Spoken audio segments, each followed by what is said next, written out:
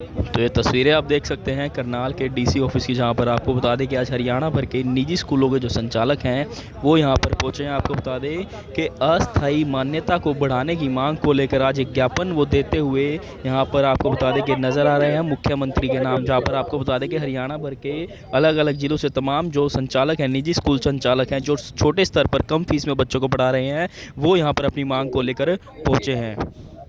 Sir, जैसा कि अभी शर्मा जी ने बताया कि शिक्षक सड़कों पर इसलिए उतर रहते हैं जब लगता है कि सरकार हमारी सुनवाई नहीं कर रही। कहीं ना कहीं ये चीज़ें हर 6-8 महीने में हो रही हैं कि बच्चों का भी एक डर बन जाता है, अभिभावक भी डर जाते हैं और कहीं ना कहीं हम स्कूल संचालक भी यहाँ अगर मजबूर हो जाते हैं कि बच्चों की परीक्षा के समय पर ये सब चीज़ें हो रही हैं, ये एक्टिविटीज़ हो रही हैं जो नहीं होनी चाहिए। आज सीएम सर से हम यही रिक्वेस्ट करने आए हैं कि इसका कोई परमानेंट सोल्यूशन निकाले जाए और स्थायी परमानेंट जो है इसका सॉल्यूशन निकालें और हम लोगों को बार बार ये परेशानी ना झेलनी पड़े। ज़्यादातर महिलाएं ही इसमें बिल्कुल ये जितनी भी स्कूल संचालिकाएं हैं आज काफ़ी बड़े उस पर आई हुई हैं, स्तर पे आई हुई हैं और ज़्यादातर स्टाफ हमारा भी, अगर मैं अपने स्कूल की बात करूँ तो 90% मेरे पास फीमेल स्टाफ है और जितने भी स्कूल संचालक हैं वो ज़्यादातर फीमेल ही हैं। तो सर, महिलाओं के लिए मैं ये बात ज़रूर कहना चाहूँगी कि अगर वो इंडिपेंडेंट बनना चाह रही हैं और ये फ्रीडम सबको होनी चाहिए तो सरकार हमें इसमें सहायता करे। तो आप पहले भी जैसे सड़कों पर आते हैं, हर साल आप सड़कों पर आते हैं, कि आपको अगर सरकार नहीं सरलीकरण अगर करती है तो क्या कहना चाहेंगे सरकार को? सर, सरकार से हम तो यही रिक्वेस्ट कर रहे हैं कि कुछ समाधान निकालें हमारे लिए, एक बैठक बिठाएं जिसमें कुछ नियमों का सरलीकरण करें। अगर मैं एनसीआर की बात करूं, we are from Gurgaon and Delhi NCR, वहां पर लैंड बिल्कुल नहीं है, वहां पर इतनी किसी की हैसियत नहीं है कि वो 100 गज या 50 गज का भी प्लॉट खरीद ले। तो ऐसी महंगाई के तौर पे क्या आप लोगों को या किसी सरकार को लगता है कि हम लोग स्कूल संचालक ज़मीनें खरीद लेंगे? वहाँ पर जो छोटे छोटे स्कूल चल रहे हैं, बजट स्कूल्स हैं, अच्छी शिक्षा देते हैं कम फीस में और अपने बच्चों का पूरा ध्यान रखते हैं, अच्छी से अच्छी सुविधाएं देते हैं। मैम, हरियाणा सरकार के हमारे स्कूलों को बंद करने की क्यों रिक्वेस्ट ये चल रही है? क्योंकि ये बजट स्कूल्स हैं, छोटे स्कूल्स हैं, लैंड एरिया कम है। ये बड़े बड़े जो स्कूल एक होटल की तरह चल रहे हैं, ये पैसे वाले और पॉलिटिशियंस के स्कूल्स हैं, इसलिए इन पर नज़र नहीं होती। हम छोटी मछलियों को ये कुचलने की कोशिश की जाती है, जो कि हम बार बार यही बात कहते हैं कि छोटे स्कूलों में शिक्षा सबसे अच्छी दी जाती है। अगर हम अपने ही स्कूलों की बात करें तो सर, हमारे स्कूल में बच्चा अगर आप कहीं भी कॉम्पिटिशन लेवल पर ले जा करके देखिए, कहीं ना कहीं वो जीत कर ज़रूर आता है। मैम, एक कोई भी अंकुश नहीं लगाया जाता। आपने देखा ही होगा कि लॉकडाउन के टाइम पर ये चीज़ें तो सभी ने ऑब्जेक्शन उठाया था कि लीकर पर कोई भी पाबंदी नहीं है, लेकिन स्कूल सबसे पहले बंद कर दिए जाते हैं। स्कूल बंद, ठेके खुल जाए। बिल्कुल सर, और ये चीज़ें अभी भी फिर धीरे धीरे सुनाई में आ रहे हैं, तो ये चीज़ें सर इस बार हम नहीं होने देंगे, हम लोग निकलेंगे बाहर। हुए नहीं है, जब उसको शिक्षा का अधिकार है तो परीक्षा का भी है। तो जब उसकी परीक्षा हम कह रहे हैं कि रेगुलर ले, अगर उसकी रेगुलर परीक्षा नहीं होगी वो 2ym दर्जे का स्टूडेंट बन जाएगा।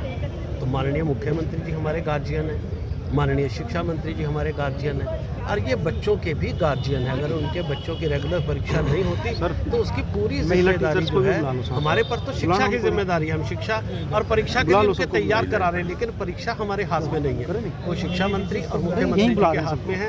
हम ये कहने आए हैं कि माननीय मुख्यमंत्री उनको परीक्षा का अधिकार दे, क्योंकि उनको शिक्षा का भी अधिकार, यही आज हमारी मांग है। प्रदर्शन की अगर बात की जाए, हर साल अभी हम खबरें करते हैं, जो एडमिशन शुरू होने वाले होते हैं, जैसे अब दिसंबर माह आ गया है, ये उसी समय क्यों प्रदर्शन शुरू हो जाए? देखिए, कारण क्या है कि इस समय परीक्षा का समय होता है, तो सरकार जब परीक्षा पे रोक लगा देती है और थोड़े दिन बाद फिर एडमिशन की बात आएगी, तो मैं उस बातों पे नहीं जाना चाहता किसका उसका लाभ होगा किसको नहीं होगा। लेकिन जब परीक्षा रोकी जाती है या इन स्कूल संचालकों को परेशान रखा जाता है तो उसका असर बच्चे की गुणात्मक शिक्षा पर पड़ता है। वो बच्चे भी स्ट्रेस में आते हैं और उनको गुणात्मक शिक्षा पे भी उनका असर पड़ता है। जब स्कूल संचालक सड़कों पे रहेंगे, शिक्षक सड़कों पे रहेंगे, तो उनकी शिक्षा भी प्रभावित होती है। और दूसरी तरफ हम कह रहे हैं कि अपने स्कूलों में गुणात्मक शिक्षा को हमने बढ़ाना है, तो अगर बढ़ाना है तो इनको शांत माहौल देना पड़ेगा। इनको जैसे स्थिर सरकार की राजनीति की बात करते हैं कि आप स्थिर सरकार दो तो प्रोग्रेस होगी, तो हमें भी तो स्थिर स्कूल दे दीजिए ना। आप हर बार हमें संकट में डाले रखते हैं। सरकारें तो 5 साल के बाद अस्थिर होती है, आप हमें हर 6-8 महीने में अस्थिर कर देते हैं। तो कैसे हम गुणात्मक शिक्षा जो है बच्चों को दे पाएंगे, कैसे शिक्षा की प्लानिंग कर पाएंगे? तो इसका असर बच्चों की और प्रदेश के बच्चों की शिक्षा पर पड़ता है। तो हम ये कहने आए हैं कि हमें स्थिर जो है स्कूल दें, स्थायी इसका मुख्यमंत्री जी हल निकालें, ताकि हर बार हम सड़कों पे ना हो और आप भी ये ना कहें आप तो हर साल आ जाते हैं। तो स्थायी समाधान दें और इस बार फिलहाल अभी इनको तुरंत परीक्षा के लिए अलाउ करें, फिर बैठक करके इसका स्थायी समाधान निकालें, ताकि उसके बाद कोई भी सड़कों पर आपके खिलाफ जो है ये घूमता ना कहता फिरे कि मुझे अभी भी इंसाफ चाहिए। Federation of private school welfare association के तमाम जो हरियाणा भर के निजी स्कूल हैं, छोटे स्तर के स्कूल हैं, उनके संचालक आज करनाल के डीसी ऑफिस पहुंचे, जहां पर आपको बता दें अपनी मांगों को लेकर यहां पर एक उनकी तरफ से ज्ञापन भी दिया गया। और आपको बता दें कि कल उनकी तरफ से एक प्रेस वार्ता भी की गई थी, जिसमें अगर हम बात करें तो जो स्थायी मान्यता है उसको बढ़ाने की मांग है। उसके साथ साथ आपको बता दें कि हरियाणा के कई ऐसे स्कूल हैं जिन पर सरकार द्वारा जो नियम लागू किए गए हैं निजी स्कूलों पर, छोटे स्तर के स्कूलों पर, उन नियमों पर वो स्कूल खरे नहीं उतर रहे, जिसको लेकर आपको बता दें कि जो निजी स्कूल संचालक हैं वो कहीं ना कहीं परेशान होते ज़रूर नज़र आ रहे हैं। तो वहीं अगर आज की हम बात करें अपनी अस्थायी मान्यता को बढ़ाने के लिए, आपको बता दें कि अस्थायी मान्यता बढ़ाने के लिए कहीं ना कहीं जो हरियाणा भर के जो निजी स्कूल संचालक हैं वो बड़ी संख्या में करनाल के जिला सचिवालय में पहुंचे और ज्ञापन उनकी ओर से दिया गया। कहीं ना कहीं मांग भी उनकी ओर से रखी गई है कि जो उनके स्कूलों की आपको बता दें कि अस्थायी मान्यता है